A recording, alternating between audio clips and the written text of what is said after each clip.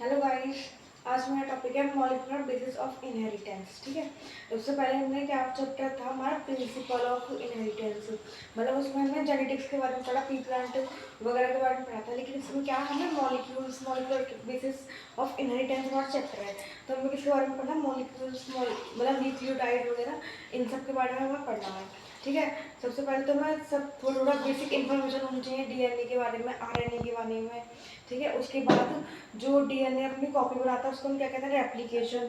फिर आरएनए से प्रोटीन बनता है, उसके बाद ट्रांसलेशन, और डीएनए से आरएनए को ट्रांसक्रिप्शन। ठीक है, इन सब चीज़ों के बारे में आज हमें पढ़ना है। तो फर्स्ट ऑफ ऑल आज हम क्या क्या क्या पढ़ेंगे। सबसे पहले हम पढ़ते हैं न्यूक्लियोटाइड और न्यूक्लियोसाइड क्या होता है।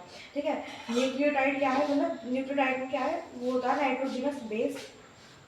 नाइट्रोजिनस बेस फॉस्फेट ग्रुप ना, वो पेंटोज शुगर नहीं होती, वो फॉस्फेट ग्रुप नहीं होता, pentose sugar and nitrogenous base होता है। जो हमारा नाइट्रोजिनस बेस है वो भी दो टाइप का होता है, प्यूरिन्स और प्राइमिडीन्स।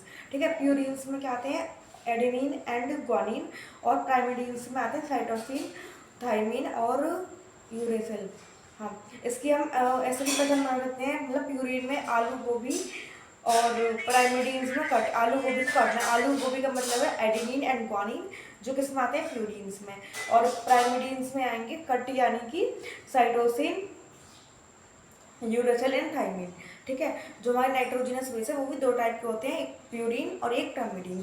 प्यूरिन में क्या आएगा, एडेनिन एंड ग्वानिन, जिसको हम याद कर सकते हैं आलू और गोभी करके, कि प्यूरिन्स में क्या था, आलू और गोभी यानी कि एडेनिन और ग्वानिन।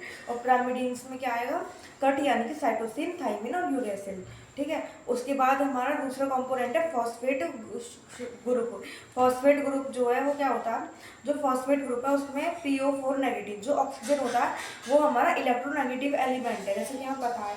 ठीक है, उसके बाद है हमारा वो पेंटोज शुगर। जो शुगर है वो उसके साथ, किसके साथ, प्यूरिन या प्राइमिडीन के साथ बॉन्ड बनाती है। ठीक है, और वो उस बॉन्ड का नाम होता है ग्लाइकोसिडिक बॉन्ड। ग्लूकोज यानी कि शुगर, तो वो जो हमारा प्यूरिन्स है उस शुगर जो है ग्लूकोज को ही लिखेंगे, तो वो जो है ग्लाइकोसिडिक बॉन्ड बनाती है। और जो हमारा फॉस्फेट ग्रुप होता है उसमें क्या, PO4 नेगेटिव, उसमें बॉन्ड बनता है फॉस्फोडाइस्टर बॉन्ड। ठीक है, फॉस्फोइस्टरी बॉन्ड बनता है, मतलब अगर एक है तो फॉस्फोइस्टर बॉन्ड, और दो है तो फॉस्फोडाइस्टर बॉन्ड। ठीक है, ये सब है। तो पहले सबसे हमने क्या पढ़ा, न्यूक्लियोटाइड और न्यूक्लियोसाइड। न्यूक्लियोटाइड कौन से होते हैं, जिनमें नाइट्रोजिनस बेस, फॉस्फेट ग्रुप और पेंटोज शुगर प्रेजेंट होते हैं, वो हमारे न्यूक्लियोटाइड होते हैं। और न्यूक्लियोटाइड को हम न्यूक्लिक एसिड भी कह सकते हैं, क्योंकि जो न्यूक्लियोटाइड है वो किससे मिलकर बनते हैं, न्यूक्लिक एसिड से मिलकर बनते हैं। और उसके बाद जो हमारा न्यूक्लियोसाइड है वो क्या है, उसमें होता है फॉस्फेट ग्रुप नहीं होता, उसमें पेंटोज शुगर और नाइट्रोजनस बेस होता है। ठीक है, तो ये हमारा हो गया न्यूक्लियोसाइड और न्यूक्लियोटाइड के बारे में। उसमें जो हमारा डीएनए होता है वो एक हेलिक्स स्ट्रक्चर होता है। ठीक है, जो उसमें क्या होता है, मतलब जो हमारा एडेनिन और ग्वानिन है, वो जो हमारे प्यूरिन और प्राइमिडीन है वो क्या हाइड्रोजन बॉन्ड लिंक कर लेते हैं। मतलब एडेनिन के साथ हमेशा थाइमिन होता है AT। ठीक है, उसके साथ क्या बीच में जो एडेनिन है और फिर थाइमिन है उसके बीच में होता है डबल बॉन्ड, यानी कि वो हाइड्रोजन बॉन्ड होती है, डबल बॉन्ड होता है। और जो हमारा ग्वानिन है उसके साथ होती है साइटोसिन, उसमें भी हाइड्रोजन बॉन्ड होता है, उसमें 3 हाइड्रोजन बॉन्ड होते हैं, मतलब ट्रिपल। ठीक है, जो हमारा वो होता है डीएनए वो हेलिक्स स्ट्रक्चर होता है, और उसकी क्या एंटी पैरेलल पोलरिटी होती है। एंटी पैरेलल का मतलब है 5 डैश और 3 डैश, मतलब कोई चीज़ पैरेलल है तो मतलब इस तरह से है, और कोई एंटी पैरेलल है तो कोई इधर जा रही है और कोई इधर जा रही है, तो ये क्या हमारी एंटी पैरेलल है, मतलब एक दूसरे के अपोजिट जा रही है। ठीक है, तो ये है हमारा एंटी पैरेलल। तो क्या है, जो मतलब जो हमारा डीएनए के जो स्ट्रैंड है वो एक तो 5 डैश से 3 एंड की ओर जाएगा, और सेकंड 3 डैश से 5 एंड की ओर जाएगा। और जो हमारा डीएनए होता है वो नेगेटिवली चार्ज होता है। नेगेटिव चार्ज क्यों होता है, क्योंकि डीएनए के अंदर फॉस्फेट ग्रुप प्रेजेंट होता है, और जो फॉस्फेट ग्रुप होता है उसमें क्या ऑक्सीजन होती है, PO4 नेगेटिव। जो हमारा ऑक्सीजन है वो क्या है, इलेक्ट्रोनेगेटिव एलिमेंट है, इसकी वजह से जो हमारा डीएनए है वो नेगेटिवली चार्ज होता है। और जो डीएनए है वो हमारा क्या जेनेटिक मटेरियल है, हम किससे मिलकर बने हैं, सेल से मिलकर बने हैं। तो हमारे अंदर क्या है, सेल है, और सेल के अंदर क्या है, न्यूक्लियस। न्यूक्लियस के भी अंदर क्या है, क्रोमोसोम, और क्रोमोसोम के अंदर क्या है, डीएनए। ठीक है, हमारे अंदर क्या है, सेल्स है, सेल्स के अंदर न्यूक्लियस है, फिर न्यूक्लियस के अंदर क्रोमोसोम है, एंड क्रोमोसोम के अंदर डीएनए है। ठीक है, और क्या पढ़ा हमने, डीएनए जो है वो हमारा डबल हेलिक्स स्ट्रक्चर होता है, एंटी पैरेलल पोलैरिटी होती है, नेगेटिवली चार्ज होता है, ठीक है। और जो फर्दर उसके बाद हम पढ़ना आरएनए, जो आरएनए वो भी एक जेनेटिक मटेरियल है, ठीक है, लेकिन जो हमारा आरएनए होता है वो सिंगल स्ट्रैंडेड होता है, ठीक है, उसमें भी पोलैरिटी होती है, लेकिन वो उसमें सिंगल स्ट्रैंड होता है, उसमें डबल स्ट्रैंड नहीं होता डीएनए की तरह, ठीक है। ये हमारी हो गई डीएनए और आरएनए के बारे में बेसिक बातें। उसके बाद कुछ साइंटिस्ट आए थे जिन्होंने ये परफॉर्म किया था कि पहले जो साइंटिस्ट थे उन्हें पता ही नहीं था कि जो हमारे जो कैरेक्टर्स हैं वो किस पर डिपेंड करते हैं।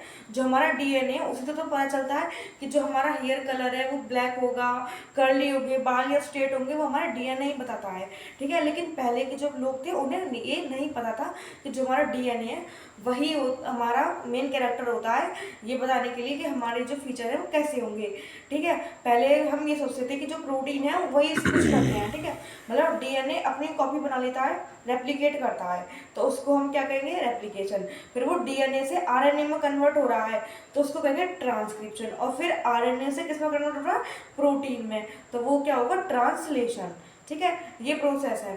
तो हमने डीएनए और आरएनए के बारे में थोड़ा बहुत पढ़ लिया। अब एक साइंटिस्ट थे वॉटसन एंड क्रे, उन्होंने एक मॉडल मतलब बताया था। उन्होंने क्या करा था, उन्होंने एक वो लिया था एस स्ट्रेन और R strain, S for smooth और आर फॉर रफ, दो स्ट्रेन लिए थे, ठीक है। उन्होंने क्या करा, एक माउस को लिया और उसमें माउस में क्या एस स्ट्रेन जो है वो इंजेक्ट कर दिया, मतलब इंजेक्शन लगा दिया। जो एस स्ट्रेन था उसके पास क्या था, उसके पास एक अपना एक कोट था, ठीक है, जो एस वाले के पास होता लेकिन आर वाले के पास नहीं था। तो वो जो हमारा एस स्ट्रेन था वो हार्मफुल था, तो वो इंजेक्शन लगा दिया माउस के, तो वो क्या हो गया, उस इंजेक्शन लगाने के बाद जो माउस है वो मर गया। फिर उसके बाद जो साइंटिस्ट है उन्होंने फिर दोबारा वो करा, उन्होंने फिर आर स्ट्रेन लिया, उसको इंजेक्ट करा माउस को, तो फिर उन्होंने वो जो आर स्ट्रेन लगाया तो आर स्ट्रेन इतना हार्मफुल नहीं था, तो उससे जो माउस है वो मरा नहीं, वो बच गया, मतलब सर्वाइव कर गया। फिर उन्होंने क्या करा, एस और आर दोनों को मिक्स कर दिया, ठीक है। जो हमारा एस जो था वो हार्मफुल है और जो आर है वो हार्मफुल नहीं है, ठीक है। तो जो एस है उसको हीट करा, ठीक है, जिसके कारण जो उसका प्रोटीन को होता है स्ट्रेन के अंदर वो खत्म हो गया, और फिर उसको आर स्ट्रेन में मिक्स करके वो इंजेक्ट कर दिया, जिसके कारण माउस मर गया। लेकिन ऐसा नहीं होना चाहिए था, क्योंकि जब ऐसा स्ट्रेन था उसको उन्होंने हीट करा, हीट करने के बाद जो उसके अंदर जो वो था बैक्टीरिया था, जो माइक्रोस्कोप था, वो सब मर गया क्योंकि उसको हीट कर दिया गया। तो जो एस स्ट्रेन था वो हमारा बेकार हो गया, और जो हमारा आर स्ट्रेन है वो हमारा लाइम स्ट्रेन है। लेकिन उसके बावजूद भी जो हमारा माउस है वो मर गया, वो नहीं बचा। इसका मतलब ये था कि जो एस स्ट्रेन और आर स्ट्रेन मिलकर कुछ फॉर्मेशन कर रहे थे, कुछ बना रहे थे, जिसके कारण वो माउस नहीं बचा, ठीक है, वो मर गया। उन्होंने साइंटिस्ट ने क्या करा, फिर वो उस माउस को उसकी स्टडी करी, उसको काटा और उसके बारे में पढ़ाई करी कि ऐसा क्या था कि जिसके कारण वो ऐसे जो हमारा माउस था वो नहीं बच पाया, वो मर गया। तो जब पता चला कि इसके अंदर भी क्या डीएनए था, डीएनए ही जेनेटिक मटेरियल है, उसी के कारण ये प्रूव हुआ कि जो हमारे जो कैरेक्टर्स बताता है वो डीएनए है, ठीक है। हमारे मतलब पेरेंट्स से जो ऑफस्प्रिंग में जो कैरेक्टर आते हैं वो किसके कारण आते हैं, डीएनए के कारण आते हैं।